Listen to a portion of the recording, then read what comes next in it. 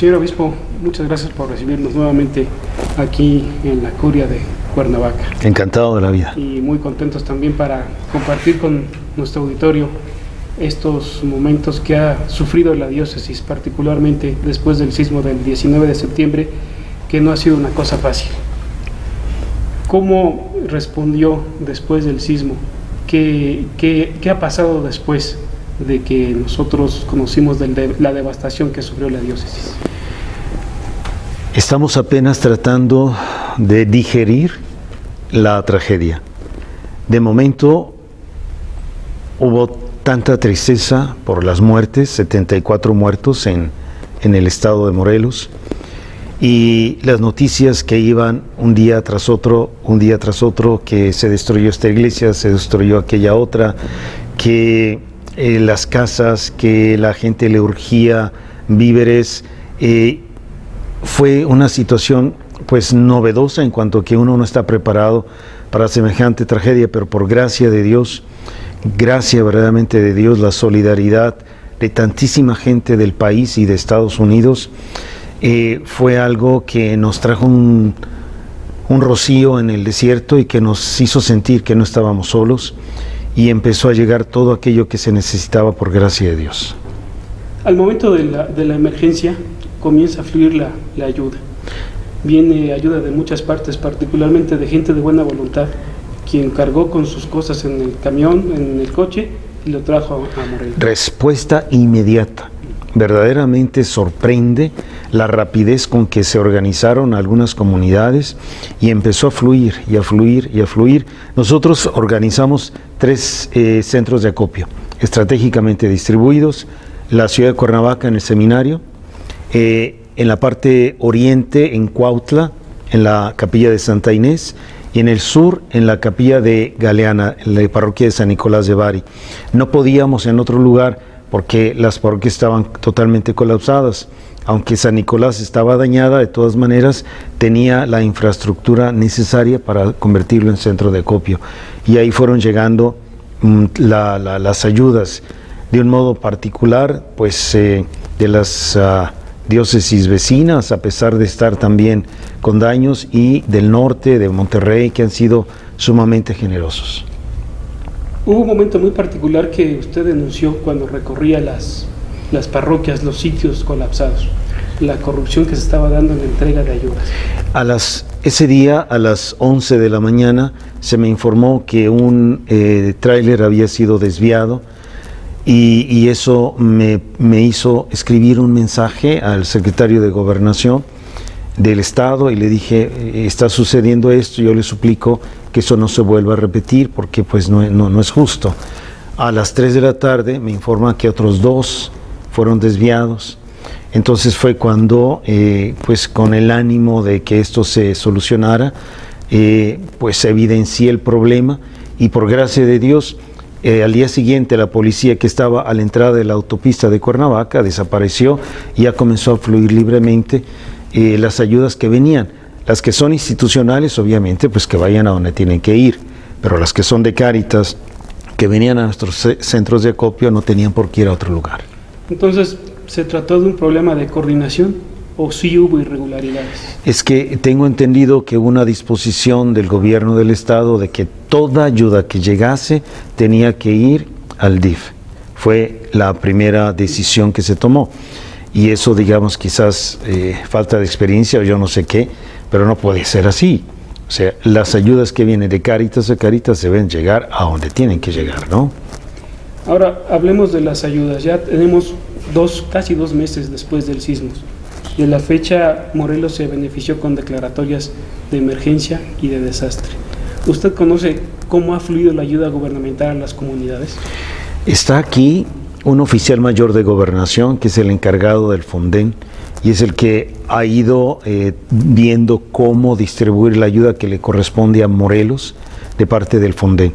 Y sé que la emergencia ha llevado a tomar decisiones, sobre todo en la cuestión de vivienda, y de que se está atendiendo los centros en donde la gente ha tenido que ir a refugiarse, los refugios, y también se está empezando en las viviendas.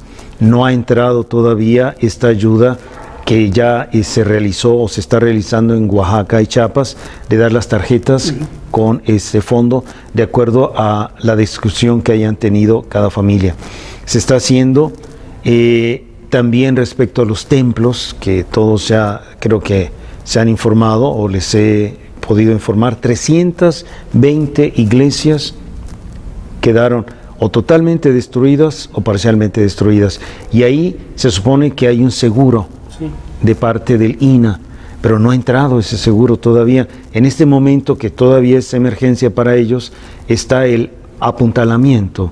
Se supone que están tratando de apuntalar para que no vaya a haber una mayor desgracia y que se vaya a caer lo poco que quedó de pie, pero todavía no se ha podido realizar como se tendría que realizar. Yo entiendo, es que somos muchísimos, en todos los 11 estados dañados son 1,700 iglesias, es mucho. Sin embargo, aquí en Morelos hay un patrimonio, sin demeritar a los otros estados, un patrimonio muy especial que es declarado Patrimonio de la Humanidad por la UNESCO. Efectivamente, hay 13 conventos que le llaman al pie del volcán, de los cuales 2 pertenecen a Puebla y 11 pertenecen a Morelos, que son extraordinarios edificios, monumentos, que son patrimonio cultural de la humanidad, y desgraciadamente todos ellos, a excepción de Catedral, pues ya no quedaron de pie.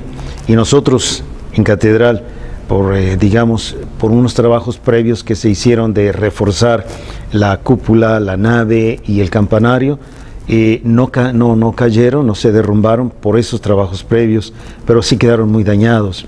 El campanario tiene 4 fisuras por los 4 lados, de arriba abajo, y es peligroso. La nave central tiene una fisura, y el arco del triunfo que sostiene también está dañado, pero tiene reparación, gracias a Dios. Nos han dicho todos los expertos que han venido que hay posibilidades de reparar. Es cuestión, lo que ellos lo llaman técnicamente coser con piedra, con la técnica antigua, y esa es nuestra esperanza. Hubo un video que también difundió usted en sus redes sociales al mes de conmemorar el sismo, el 19 de octubre, y fue una declaración o un mensaje particularmente sensible y fuerte. Hay algo que quiero rescatar de ahí, una situación inédita en la historia del Estado, y el obispo debe soportar una carga muy pesada. No se imaginan de verdad qué sensación de impotencia tan grande cuando veo que el 60% de las parroquias han sido dañadas. No hay sacristías, no hay oficinas, 40 y tantos sacerdotes han tenido que pedir posada en algún hogar para seguir trabajando pastoralmente. Entonces es una situación de verdad tan difícil. Y cuando dije inédito, porque nuestros edificios habían soportado 5 siglos. Ciertamente había habido terremotos, pero nunca de la dimensión como la hemos vivido ahora, en donde 320 iglesias o templos pues se han visto dañados totalmente o parcialmente. Eso es lo inédito, que nunca un terremoto había causado tanto daño, tantos muertos, y que nos ha dejado pues verdaderamente pasmados, pero con el deseo de trabajar y de salir adelante, de no cruzar los brazos y decir, podemos, hemos de estar unidos y hemos, con la gracia y la providencia de Dios, salir adelante. En este aspecto de la unión, no podemos dejar de lado que hay un responsable en el gobierno, tanto federal como estatal. Después del tiempo que ya ha transcurrido desde el sismo, ¿hay acuerdos, hay arreglos con el gobierno estatal, con el gobierno municipal o federal para tener una reparación rápida de los daños?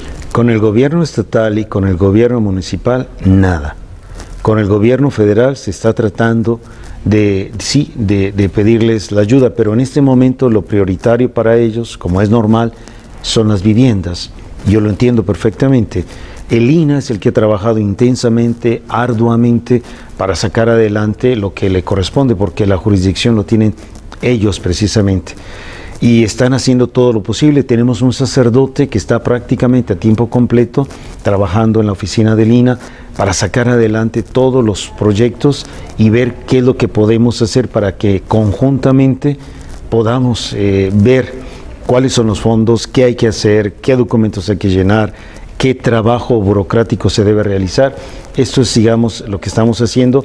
De momento no ha habido mucho todavía, y hay algunas parroquias que sí están apuntalando, porque el INAH hizo un acuerdo ya con empresas y el 80% de los templos que hay que reparar ya están distribuidos a las diferentes empresas. El problema es que las empresas no han recibido dinero y comenzaron a trabajar con su propio, digamos, riesgo, esperando que algún día les paguen. Esperemos que así sea, en la etapa de apuntalar, todavía no de reconstruir.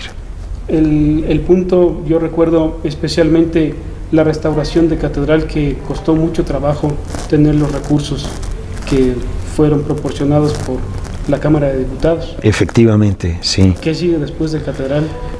Nosotros teníamos originalmente la promesa de recibir 75 millones para restaurar todo el conjunto de catedral, no solamente catedral, sino este bellísimo claustro y las demás iglesias que están aquí, son 6. Sí. Pero con esta desgracia ya no hay más fondos. Se nos ha dicho que lo que se dio, que fueron 25 millones con lo que se hizo la primera etapa, ya segunda y tercera no va a haber, y pues bueno, lo entiendo, ¿no? Porque hay unas urgencias y prioridades más grandes. Vayamos a los aspectos de acercamiento a los fieles, de seguir con ellos, de estar con ellos.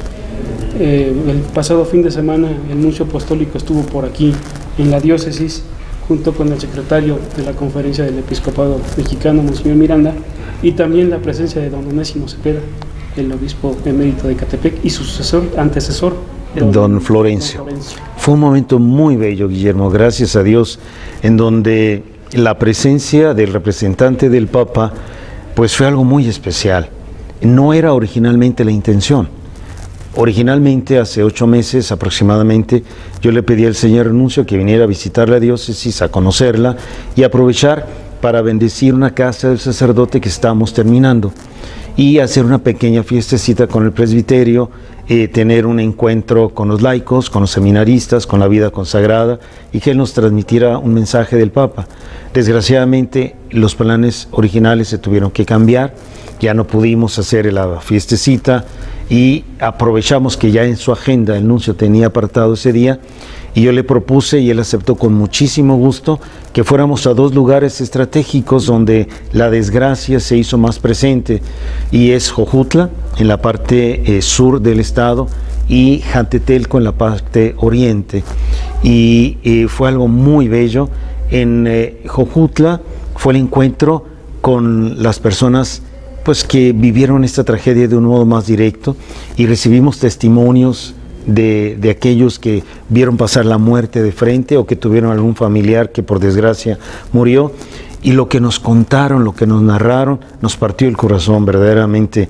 Yo creo que difícilmente alguien no lloró cuando escuchó el testimonio del sacerdote herido, del padre José Luis, en Tlaquiltenango, la cocinera y de una familia y de unos esposos. Fue algo muy, muy verdaderamente emotivo, y el nuncio recorrió las calles viendo la desgracia. La gente se sintió contenta de saber que no están solos y que la presencia del Papa a través del señor nuncio se hizo allí palpable, y que les llevaba un mensaje de ánimo, de fe, de esperanza, de que podemos seguir adelante. Igualmente en Jantetelco, cerca de 2,000 personas participaron en la Eucaristía, y el pueblo lo sintió, lo vivió, nos recibió con muchísima alegría.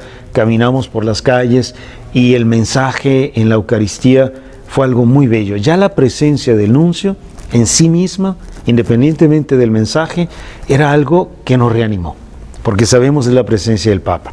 Si a eso le agregamos mensajes extraordinarios, muy humanos, muy sensibles de parte del nuncio, sea en Jojutla que en Jantetelco, creo que fue algo que nos ayudó a todos, nos reanimó y nos fortaleció en la fe y en la esperanza. ¿Y qué es lo que le impresionó más al nuncio singularmente? El hecho de esta respuesta del pueblo, estar en la unidad, motivados por la esperanza. Sí, dentro de su mensaje él ratificó algo que de alguna manera había dicho ya públicamente, que la imagen de México en el exterior era siempre aquella imagen de crimen, de narcotráfico, de asesinatos, pero con el terremoto cambió la imagen internacional de México. y todos se quedaron, digamos, gratamente sorprendidos de la forma en que la sociedad civil se organizó y se solidarizó de un modo increíble e inesperado. En los famosos millennials, los jóvenes, ¿no?, que fueron los que con toda el alma manifestaron esa solidaridad. Y él decía, ojalá que así como la sociedad civil se organizó y se dio y se está dando, que también así el gobierno y aquellos que tienen responsabilidad se organicen y se den para que se transforme esta realidad. En el video que usted difundió el 19 de octubre, manejaba de una manera especial esto de, si no cambiamos, si esto no nos hace cambiar, no sé qué otra cosa nos haría cambiar.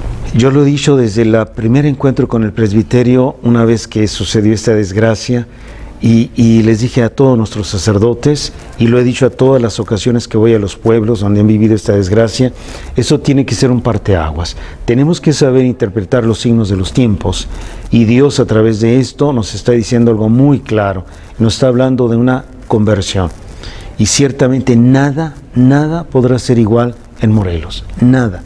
Y si sigue igual, quiere decir que tenemos el corazón de piedra y que no somos sensibles a lo que Dios nos está hablando y a lo que Dios nos está pidiendo con tanta claridad.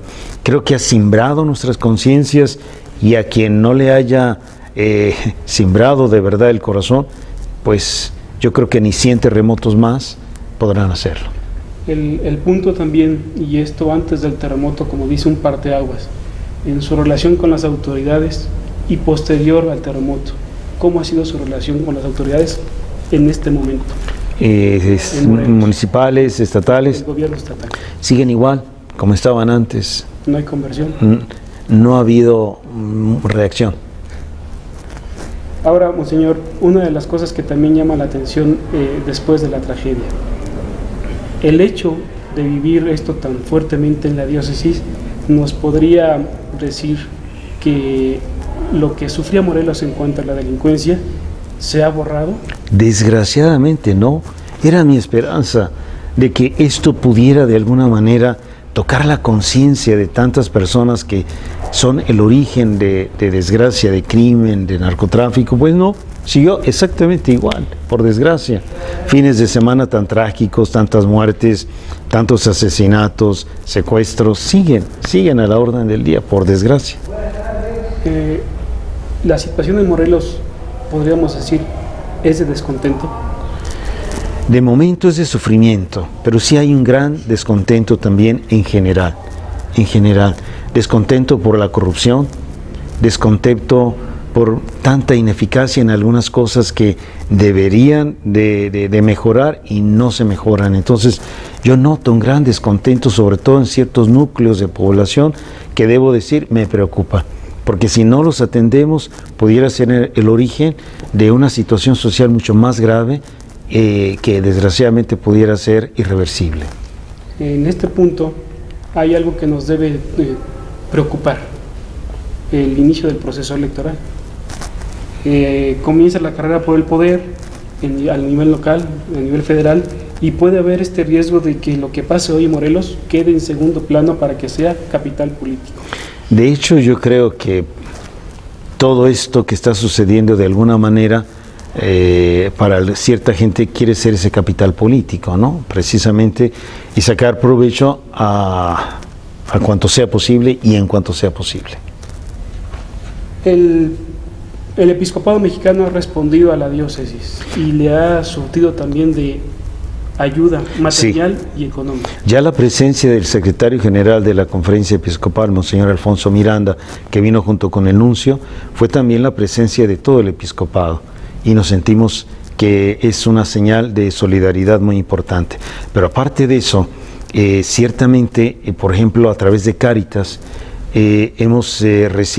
tuvimos una reunión, los obispos de las diócesis dañadas, en donde se nos dijo, en ese momento eran 18 millones, son cerca de 20 diócesis que necesitan ayuda, y se les vamos a dar 1 millón a cada diócesis a través de centros comunitarios que les podemos ofrecer, o de algún proyecto que ustedes tengan. Y yo acepté 4, y una diócesis nos regaló 1, 5 centros comunitarios. ¿Qué son? Son lugares que prefabricados van a ir de emergencia a las parroquias para que al menos haya una sacristía, un lugar en donde confesar, un lugar en donde haya una pequeña reunión. Y esa es una solidaridad tan importante para nuestro trabajo pastoral, porque no hay lugares, no hay absolutamente ningún lugar donde se pueda de alguna manera, pues este trabajo elemental se pudiera desarrollar. En este aspecto, los aliados que tenemos en la Iglesia, los obispos de México, han surtido de esta ayuda a su diócesis. Pero quisiera preguntarle también, los aliados políticos en un momento, en este estado, en el gobierno estatal o en el gobierno municipal, ¿siguen siendo sus aliados ante la tragedia de Morelos?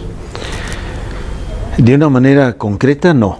De una manera evidente, todavía no se ha visto. Muy buenos deseos, sí, y con ganas de ayudar, pero concretizado todavía no. La semana que entra los obispos de México estarán en asamblea y sin duda tratarán el tema de los estados o diócesis devastadas por los terremotos. ¿Cuál será la agenda al respecto? Ya la agenda está prevista y el plan, el proyecto de plan global de pastoral es lo que nos va a ocupar sobre todo, pero ciertamente habrá algún momento en que dediquemos a esto. De hecho, vamos a tener una reunión todos los obispos de las diócesis dañadas con el secretario general de Adveniat. Viene a encontrarnos para escucharnos y después habrá de visitar algunos lugares también para constatar la realidad y ver qué es lo que nos puede ayudar. Una pregunta también personal hacia el obispo. El hecho de la tragedia le hace cargar este fardo pesadísimo, pero en su nivel íntimo, humano, ¿se ha sentido solo? No me he sentido solo realmente. La solidaridad de diócesis hermanas, de obispos hermanos, la solidaridad de Cáritas, la solidaridad de tantas personas que generosamente han dicho, por ejemplo, pusimos una cuenta de la diócesis y hay gente que da 100 pesos, 200 pesos, 500 pesos, 1000 pesos y caramba, esto sorprende porque sé que es el óvulo de la viuda. Son gente pobre que dice, yo quiero dar algo a la diócesis de Cuernavaca para que salgan adelante, y eso me ha hecho sentir que no estoy de ninguna manera solo como obispo. Estamos muy unidos con el presbiterio, ha sido un hecho que nos ha unido más todavía, y con algunos obispos, hermanos, amigos, y con toda la conferencia episcopal, a través del secretario general. Finalmente, en el hecho de la esperanza, hablaba también de un motivo muy particular como creyentes, la resurrección de Cristo. Resulta muy difícil en estos tiempos detectar este hecho de la resurrección en un estado tan dolido, tan devastado y sobre todo sufriente. ¿Cómo lo podemos identificar? Que ese sería el mensaje central de esta conversación. Yo creo sinceramente a nivel personal que si yo no creyese en la resurrección, difícilmente pudiera llevar en los hombros como pastor de esta diócesis tanta desgracia y tanto dolor. Pero el hecho de tener la plena convicción de que hay resurrección, eso para mí me anima y entusiasma personalmente. Pero también sé que para el pueblo dolido, el hecho de que haya sido vencida la muerte, que es la peor consecuencia del pecado, eso nos llena de esperanza y de ánimo. Y precisamente es el fundamento de esta palabra que yo tan frecuentemente uso, ánimo, ánimo, ánimo, que es la de San Pablo. Si Cristo resucitó, ¿cómo no vamos a salir adelante de este terremoto y de lo que haya de venir o que esté sucediendo? Y es una situación compleja de Morelos, por el narcotráfico, por los secuestros, por la violencia, por la corrupción, por el derecho de piso. Esto ya de alguna manera nos venía doliendo, pero motivados en la resurrección, sabemos que podremos salir adelante. A esto se le agrega una desgracia tan fuerte como es esto, pérdidas humanas y pérdidas materiales tan cuantiosas. Sin embargo, esto de frente a este triunfo, sabemos que es una fuente inagotable de ánimo y de esperanza. Pues queremos agradecerle, Monseñor, por estos minutos que nos ha compartido. Sabemos que la situación pues no es fácil, pero siempre encontrando la disponibilidad del obispo para platicar con nosotros. Con gusto. Nos damos cuenta que hay un pastor que quiere ya la vida por sus ovejas, pero sobre todo es la presencia cotidiana de Cristo en esta diócesis para que todos tengan vida y vida nueva. Hacemos la lucha y dentro de nuestras debilidades, pues ser lo que tenemos que ser y también con la conciencia de que un día hemos de entregarle cuentas al Señor. Y eso es lo que nos anima también a saber darle buenas cuentas de lo que Él ha confiado en nosotros. Y seguramente los talentos que le puso en las manos están siendo multiplicados igualmente. ¿Quién sabe? Ojalá. Esperemos en Dios. Seguramente que sí. Pues muchas gracias, don. Para servirles. Muchas gracias y Dios le bendiga. Igualmente. Gracias.